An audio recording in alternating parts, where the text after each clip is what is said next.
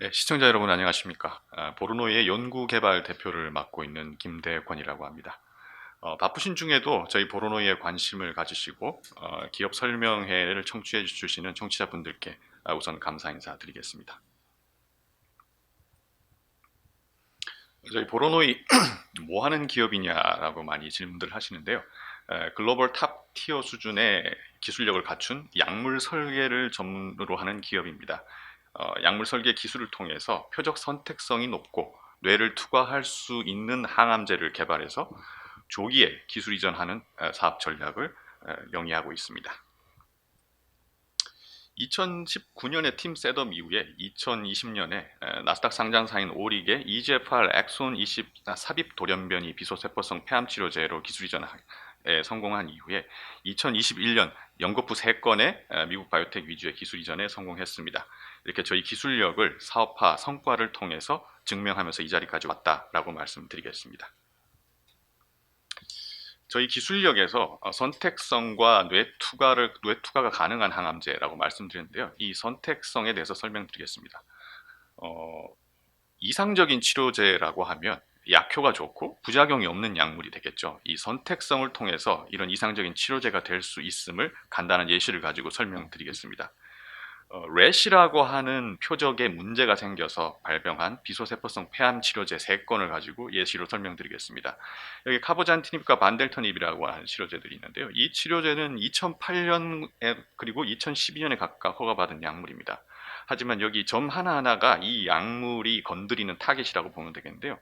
이 약물이 수십 개의 타겟을 건드리고 있습니다. 질병의 원인이 되는 렛 이외에도 정상 기능을 관장하는 수많은 타겟들을 건드리고 있는 것이죠. 뭐 혈압을 조절한다든지 혈당을 조절한다든지 성기능을 조절한다든지 이런 타겟들을 다 건드리고 있기 때문에 심각한 부작용 발생 비율이 매우 높고 객관적 반응률, 영상학적으로 종양의 크기가 30% 이상 줄어들었을 때 객관적으로 반응했다고 이야기했는데요. 이 반응률 자체가 28%, 18%에 불과합니다.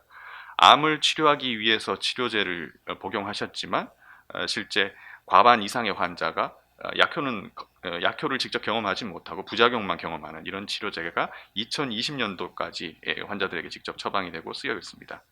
반면 블루프린트가 2020년도에 개발해서 허가받은 가브레토 같은 약물 같은 경우에 보시다시피 렛에만 매우 선택적입니다. 렛 이외에 다른 정상 기능을 관장하는 타겟들을 건드리지 않습니다. 그러다 보니 심각한 부작용 발생 비율이 매우 낮고 객관적 반응률이 무려 62%에 도달했습니다. 이런 렛의 사례, 이 블루프린트의 가브레토 사례에서 보시듯이 2020년도에나 이 정도 선택적인 물질이 디자인이 가능해졌습니다. 그래서 저희 보르노이는 이렇게 극단적으로 선택적인 치료제를 개발할 수 있는, 설계할 수 있는 약물 설계 전문 기업으로 경쟁력을 확보하고 있습니다.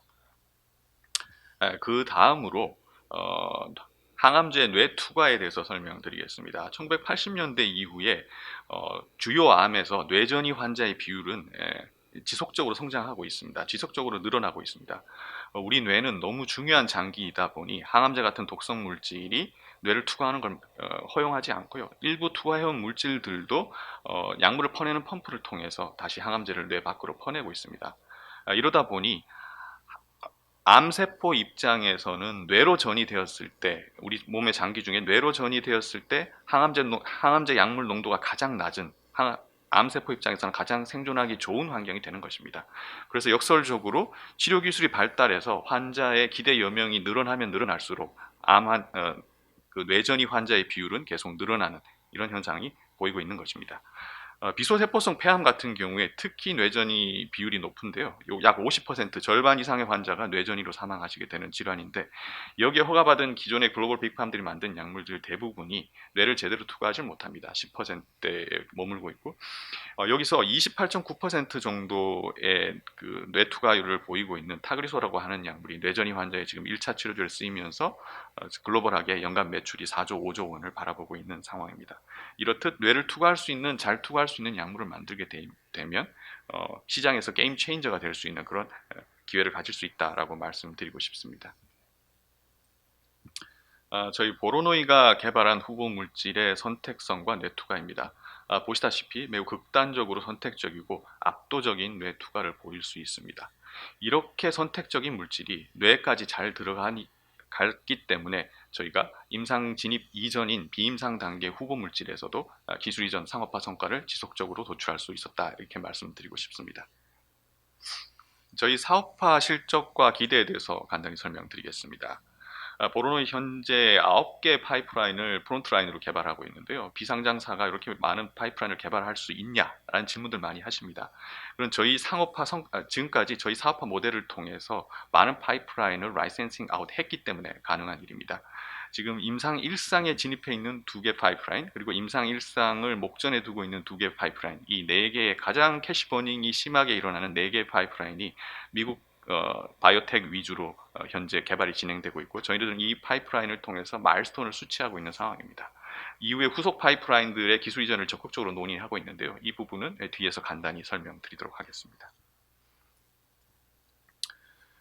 글로벌하게 최근 한 5년간 일어난 라이센싱 딜을 분석해 보면요, 디스커버리 단계, 그러니까 연구 단계에서부터 임상 1상 단계에 전체 기술 이전의 74%가 일어납니다. 실제 쉽게 이야기해서 임상 2상이 종료된 파이프라인인데도 이제 기술 이전이 실패했다, 기술 이전이 되지 않고 있다고 하면 위험 자산이 될 가능성이 매우 크다고 하겠습니다. 보로노이는 이런 상업화, 신약 개발에서 상업화에 관련된 트렌드에 대한 객관적인 인식에 따라서 비상장 상태에서는 지금까지 전임상 후보 물질 단계에서 적극적으로 기술 이전을 추진해서 상업화를 진행해 왔습니다. 상장 이후에는 임상 1상 진입 단계에서 적극적인 기술 이전을 추가적으로 진행할 계획을 가지고 있고요. 현재 두세 건 정도의 기술 수출을 지속적으로 도출하는 것을 목표로 하고 있습니다. 지금까지 보로노이가 만들어낸 상업화 실적에 대해서 간단히 설명드리겠습니다. 누적해서 2조 원 정도의 기술 이전, 4건의 기술 이전을 성공했고요. EGFR 엑손 20 삽입 돌연변이 치료제 같은 경우에 현재 나스닥 상장사인 오릭에 기술 이전했고, 올해 4월부터 글로벌하게 임상 1상을 진행하고 있습니다. 올 하반기 늦어도 9월 정도까지는 저희가 임상 마일스톤을 수취할 것으로 기대를 하고 있습니다. 마찬가지로 자가 면역 질환 치료제인 VRN02 같은 경우도 나스닥 상장사인 브리켈에 기술 이전을 했고요. 현재 5월 둘째 주에 캐나다에서 글로벌 임상 1상에 진입했고, 정상인 임상 1상이 보통 1년 안에 마친다는 점을 감안할 때 내년 하반기 정도에는 임상 2상에 진입하면서 임상 마일스톤을 수취할 것으로 기대를 하고 있습니다. 저희가 렛 돌연변이에 의한 비소세포성 폐암 치료제, 아까 블루프린트 예시로 보여줬던 가브레토와 경쟁하는 약물에 대해서 후보 물질을 도출했고요. 이 물질 같은 경우는 국내 상장사인 HK 이노엔이 개발을 하고 있고, 내년 상반기에 글로벌 임상 1상에 진입할 계획이 있습니다. 마찬가지로 내성 유방암 치료제인 VRN08 같은 경우에는 미국 바이오텍인 피라미드 바이오사이언스가 현재 GLP 독성 실험을 진행하고 있어서 2024년 상반기에 임상 1상에 진입할 계획에 있습니다. 보로노이는 적극적인 상업화 노력을 통해서 현재까지 글로벌 빅파마들을 포함해서 미국 나스닥 상장사 또 미국 바이오텍 위주로 114개사 정도와 비즈니스 네트워크를 구축하고, 이들과 관련해서 비즈니스 커뮤니케이션 뿐만 아니라 사이언스 관련 커뮤니케이션을 지속적으로 진행하고 있습니다. 이 와중에 저희가 4건 정도의 미국 바이오텍 위주의 기술 이전에 성공하면서 최근에는 저희 기술력, 특히 선택성과 뇌투과가 높은 물질을 설계할 수 있는 저희 기술력에 대한 신뢰가 높아지면서 미국 바이오텍, 그 다음에 미국 파마 2군데에서 저희 보로노이의 얼리 타겟에 대한 조건부 계약을 제안해 오고 있습니다. 이런 형태의 계약은 1년에서 1년 반 정도 걸리는 후보물질 개발에 필요한 금액을 저희한테 지급을 하고, 그들이 원하는 타겟에 대해서 선택적인 물질을 도출하게 될 경우에 옵션 형태로 이제 서로 합의된 딜이 실행되는 형태고요. 기술 이전을 전제로 한 옵션 계약 개발이라고, 옵션 딜이라고 말씀드릴 수 있을 것 같습니다. 현재 2개 정도의 미국 파마와 3개 정도의 타겟을 가지고 논의를 진행하고 있습니다. 저희 파이프라인에 대해서 간단히 설명드리겠습니다. 오릭의 기술 이전한 EGFR 엑손 20 돌연변이 비소세포성 폐암 치료제입니다. 글로벌하게 현재 임상에 들어가 있는 약물 대비해서 저희 보로노이 약물이 가장 선택적입니다. 부작용 발생 가능성이 가장 낮은 약물이라고 말씀드릴 수 있고요. 마찬가지로 비소세포성 폐암 같은 경우에 앞전에 설명드린 바와 같이 약 절반 정도의 환자가 뇌전이로 고통받고 계신데 저희 약물의 뇌 투과율이 무려 77%입니다. 임상에 들어가 있는 경쟁 약물 그 어떤 약물들도 저희 약물 수준의 뇌 투과를 보이지 못하고 있는 수준이라 말씀드리겠습니다. 현재 한국, 호주, 미국에서 임상 4월부터 임상 1상을 진행 중에 있고요. 2022년 올해 하반기에 임상 1상 마일스톤을 수령할 예정이고 내년 상반기 중에는 중화권 판권, 저희가 기술 이전할 때 중국을 포함한 중화권에 대한 판권을 저희 보르노이가 보유하고 나머지 글로벌 판권을 기술 이전했는데요. 이 중화권 판권에 대한 기술 이전을 이제 기술 이전 당대자, 기술 수요자인 오릭 파마슈티컬에서 적극적으로 논의를 진행해 몸에 따라 이 부분에서 추가적인 기술 이전이 발생할 것으로 기대하고 있습니다. 아까 말씀드린 브리켈 같은 경우에 임상 단계에 대해서 말씀드렸고요. VRM08 내성 유방암 치료제의 경우에도 마찬가지로 임상 단계에 대해서 간단히 설명을 드렸습니다. 저희가 지금 현재 추가적으로 자체 개발하고 있고 추가적인 기술 이전 내지는 기술 수출이 기대되는 파이프라인에 대해서 설명드리도록 하겠습니다. TNF 알파 항체 주사제 같은 경우에 휴미라 레미케이드 같은 약물들이 있고요. 이들의 바이오 시밀러를 삼성바이오로직스나 셀트리온이 개발하고 있습니다. 이 단일 타겟에 대한 치료제로 이미 수십조 글로벌 시장을 형성하고 있는데 이 립1이라고 하는 타겟은 이 수십조짜리 TNF 알파 주사제를 경구용 알약으로 대체할 수 있는 포텐셜을 가지고 있는 타겟이라고 하겠습니다. 당연히 글로벌 빅파마에서 관심이 많고요. GSK 같은 경우에 독자적으로 약물을 개발해서 임상 지금 2상에 들어가 있고 일라일릴리나 사노피 같은 경우도 라이젠이나 드날리와 같은 미국 바이오텍으로부터 임상 1상 진입 단계에서 계약금 약 1,500억 원, 그 다음에 총 계약금 1조 원 이상의 딜을 진행해서 지금 임상을 진행하고 있습니다. 저희 보로노의 약물 같은 경우에 여기 대장염 동물 모델에서 저희 약물의 활성을 평가한 것인데요. 이 수치가 낮으면 낮을수록 저희 약물이 염증을 잘 억제했다고 말할 수 있습니다. TNF 알파 항체 주사제 대비 이 초록색 라인 대비해서 저희 약물을 하루에 한 번 경구 투여했을 때 더 압도적으로 염증을 잘 억제하고 있는 것을 확인할 수 있었습니다. 이 동물 실험 자체도 의미가 크지만 더 의미가 큰 것은 이 GSK나 일라이 릴리 사노피가 현재 개발하고 있는 약물은 사람의 리본 단백질에만 결합하고 동물의 리본 단백질에는 결합하지 않습니다. 이 말은 끝내는 비임상 단계에서 동물 모델에서 약효를 검증하고 그 다음에 동물 실험에서 독성을 검증한 다음에 이 약효 용량과 독성 용량 사이의 갭이 굉장히 넓은 약물, 쉽게 말해서 안전력이 넓은 약물을 가지고 보통 임상 최종 후보물질을 결정하게 되는데 그런 과정을 검증하지 못하고 현재 임상에 들어가 있는 약물이고요. 그래서 임상에 들어간 이후에 약물 후보물질 교체가 빈번하게 일어나고 있습니다. 저희 보르노의 약물 같은 경우에는 비임상에서 이런 것들을 모두 검증한 상태이기 때문에 글로벌 파마를 포함해서 많은 바이오텍에서 저희 약물에 대해서 적극적인 비즈니스 관련 논의가 진행되고 있다. 이렇게 말씀드릴 수 있을 것 같습니다. VRN10은 헐2를 타겟으로 하는 표적 치료제이면서 뇌전이 유방암을 치료할 수 있는 치료제입니다. 앞전에 말씀드린 바와 같이 환자 기대 여명이 늘어남과 동시에 뇌전이 환자의 비율이 지속적으로 늘어나고 있는데요. 대표적인 케이스가 유방암입니다. 특히 유방암에서 헐2 양성 유방암 환자의 뇌전이 비율이 압도적으로 높은데요. 이 헐투 양성 유방암 환자를 치료할 수 있는 표적 치료제인 투카티닙이 현재 시장 지배적인 위치에 있고 연간 1조 원 정도의 매출을 올리고 있는 약물입니다. 이 약물이 뇌 투과가 2%에 불과하고요. 저희 VRN10 같은 경우에는 뇌로 20% 이상, 투카티닙 대비 10배 이상 뇌로 들어가는 물질을 저희가 도출해서 현재 후보 물질을 도출해서 개발을 진행하고 있습니다. 뇌전이 사람의 유방암을 동물 모델의 뇌에 이식한 모델에서 저희 약물을 매일 하루에 한 번 경구 투여했을 때 약 10mpk 정도 용량에서 지속적으로 뇌에 있는 유방암을 성장을 억제하는 걸 확인할 수 있었고요. 경쟁 약물인 투카티닙 같은 경우에 75mpk BID 하루에 150mpk 정도를 처리했고 이것은 실제 임상에서 사용하고 있는 용량의 무려 30배 가까이 됩니다.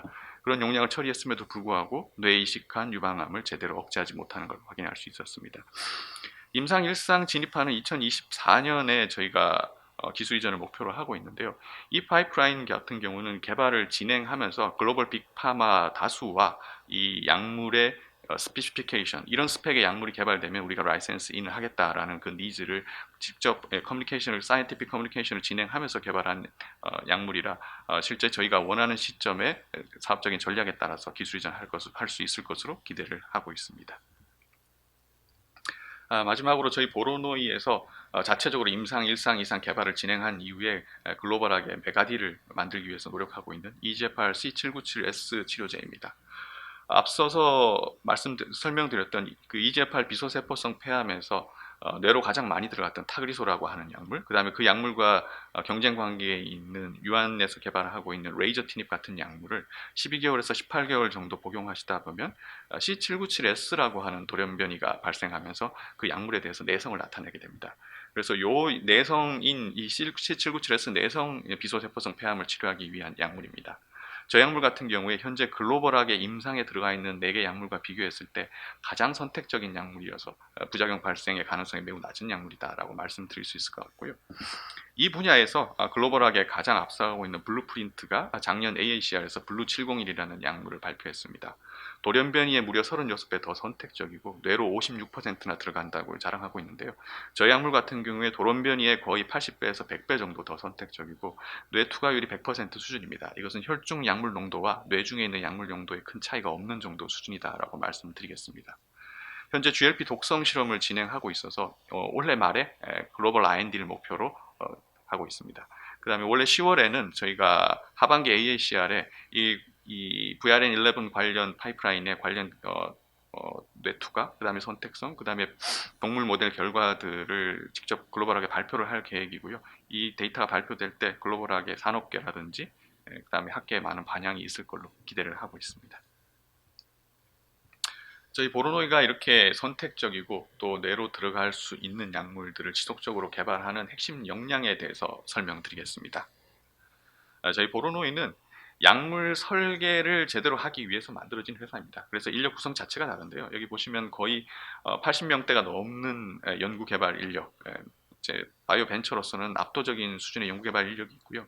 여기에서 거의 의학 합성과 구조 분석, 특히 이제 약물 설계의 핵심인 이들의 인력 구성이 절반이 넘는 34명 정도 수준입니다. 그래서 국내 최대 수준의 의학 합성 전문가 집단이다, 이렇게 말씀드리고 싶습니다. 저희들은 선택적인 약물을 개발하는 것을 목표로 하기 때문에 물질 개발할 때 접근 방식 자체가 다릅니다. 보통 제약사들 같은 경우에 특정 타겟에 대해서 이 타겟을 효과적으로 억제하는 물질을 개발할 때 물질을 새로 만들게 되면 이 타겟에 얼마나 강력하게 물질이 결합하는지에 대한 활성을 주로 체크하게 됩니다. 근데 저희들은 이 타겟에 대한 활성뿐만 아니라 타겟 이외에 다른 타겟을 건드리지 않는 선택적인 물질을 개발해야 되기 때문에 물질을 하나 만들게 되면 타겟뿐만 아니라 타겟을 포함한 550개의 다른 타겟에 대한 결합력을 모두 측정을 합니다. 그래서 타겟에는 결합하되 타겟이 아닌 다른 타겟에는 결합하지 않는 물질, 골격을 도출했을 때 이 물질을 가지고 실제 후보 물질을 도출하기 위한 최적화 합성을 진행한다, 이렇게 말씀드리겠습니다. 이런 부분은 전반적인 연구 개발의 효율화에도 크게 기여하고 있는데요. 보통 이 화합물이 선택성을 유지할 수 있는 가상의 공간을 이 색깔 칠한 부분이라고 말씀드렸을 때 어떤 타겟에 대한 물질을 개발할 때 그 타겟의 활성을 가진 물질들은 여러 가지 있을 수 있습니다. 하지만 선택성을 가지고 있는 물질은 소수이고 여기서 구조적인 변형을 줄 수 있는 한계도 명확합니다. 근데 운 나쁘게 이 약물이 만일 지금 여기 보이는 이 영역에 있는 물질이 만약 활성이 가장 좋았다고 하면 선택성을 보지 않는 집단에서는 이 구조를 가지고 약물 개발을 시작할 수 있습니다. 그런 경우에 동물 실험에 가서야 독성을 확인하고 처음에 설계 단계로 다시 돌아와서 일을 진행하는, 쉽게 말해서 이제 무한 루프를 도는 이런 이제 비효율이 발생하게 되는데요. 저희 보로노이는 애시당초 선택성이라는 데이터 웨이브를 가지고 약물을 개발하기 때문에 선택적인 물질을 가지고 이 선택성을 계속 유지할 수 있는 영역 안에서 최대한의 많은 물질들을 합성해서 최종 후보 물질을 도출합니다. 그래서 선택적이지 않은 약물 골격으로 약을 개발하면서 발생하는 70% 수준이 넘는 압도적인 비효율을 개선할 수 있다, 이렇게 말씀드리겠습니다. 현재까지 저희 연간 무려 4,000개 이상의 신물질들을 합성해 왔고요.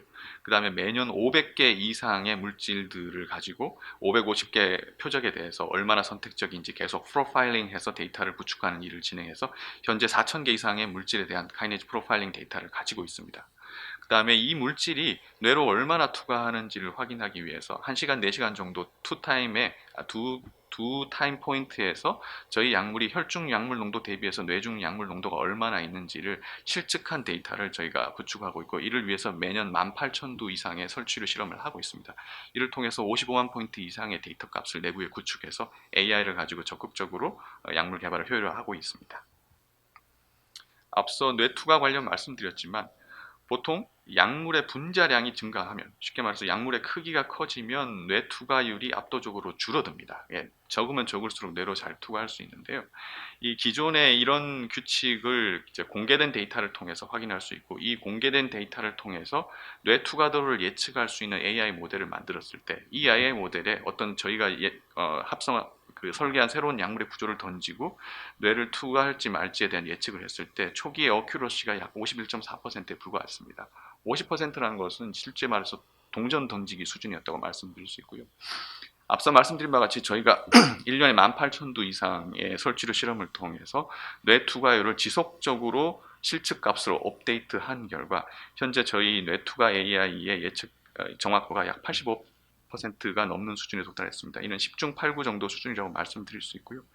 저희가 선택적인 물질 같은 경우에는 이제 약물이 결합할 수 있는 포켓의 가능한 공간 영역을 최대한 이제 점유하고 있어야 되기 때문에 분자량이 550에서 750 사이에 매우 큰 분자량을 가지고 있고, 이 분자량 분야 크기에서 기존 퍼블릭 데이터 같은 경우에는 이제 뇌투과율이 매우 낮게 나오지만, 저희가 실제 뇌투과 AI를 통해서 실제 합성한 약물들 같은 경우에는 투과율이 매우 높게 나오는 걸 확인하실 수 있습니다. 이를 통해서 저희가 약물을 추가적으로 또 효과적으로 효율적으로 만들고 있다라고 말씀드리겠습니다. 요약해서 간단히 말씀드리면, 저희가 카이네이즈 프로파일링이라고 하는 아까 말씀드렸다시피 550개 타겟에서 저희 약물이 얼마나 선택적인지를 프로파일한 이 데이터베이스를 통해서 선택적인 물질을 도출하고, 이 선택적인 물질을 가지고 AI를 통해서 구조 유사 화합물들을 수십만 개 이상 만들고, 그 수십만 개의 가상의 화합물들을 가지고 저희 AI, 특히 BBB, 그러니까 약물의 뇌 투과를 예측하는 이제 AI를 가지고 그 약물의 90% 이상 뇌 투과 가능성이 없는 약물들을 전부 필터링 해낸 다음에, 그 필터링해서 살아남은 약물을 가지고 실제 컴퓨터상에서 약물의 타겟과 약물의 결합력을 계산한 다음 그 결합력이 높은 우선순위를 가지고 약물을 만들어서 여러 가지 실험들을 진행하고 있습니다. 이를 통해서 업계 통상 4, 5년 정도 걸린다는 후보물질 도출 기간을 1년에서 1.5년으로 단축했고, 그래서 저희가 후보물질 단계에서 비즈니스를 사업 모델로 차용할 수 있었습니다. 이 과정이 4년, 5년 걸린다고 하면 이걸 가지고 비즈니스를 하기가 사실상 힘들다고 말씀드릴 수 있겠습니다. 보통 임상 일상에 들어간 물질이 실제 약으로 허가받을 확률이 약 5%에서 7% 정도라고 합니다. 따라서 매년 다수의 파이프라인을 제약사가 보유하지 않고서는 이제 산술적으로 생존을 담보하기 힘듭니다. 하지만 아시다시피 임상 개발에 막대한 돈이 들어감에 따라 이 다수의 파이프라인을 독자적으로 개발할 수가 없습니다. 그래서 저희 그 개발사보다 훨씬 신약 개발의 성공 경험과 임상 개발 역량을 보유한 파트너에게 당연히 기술 이전해야 되고요. 이 파트너 기술 이전을 통해서 파이프라인을 지속적으로 확대해 나가는 것이 저희 한국의 바이오 제약사들이 생존할 수 있는 방법이라고 생각하고, 저희는 보로노이는 이런 사업 전략을 구상해 왔습니다. 향후 5년 이내에 저희 보로노이와 파트너들이 개발하고 있는 글로벌 임상 파이프라인이 약 20개 정도가 되도록 하겠고요. 그 다음에 임상 1 이상만으로 가속 승인을 받는 이 정밀 표적 치료제 분야에서 4개 이상의 FDA로부터 신속 승인 받은 치료제를 가지고 로열티를 수취하는 그런 회사가 되도록 하겠습니다. 끝까지 시청해주신 청취자 여러분께 감사 인사드립니다. 네, 감사합니다.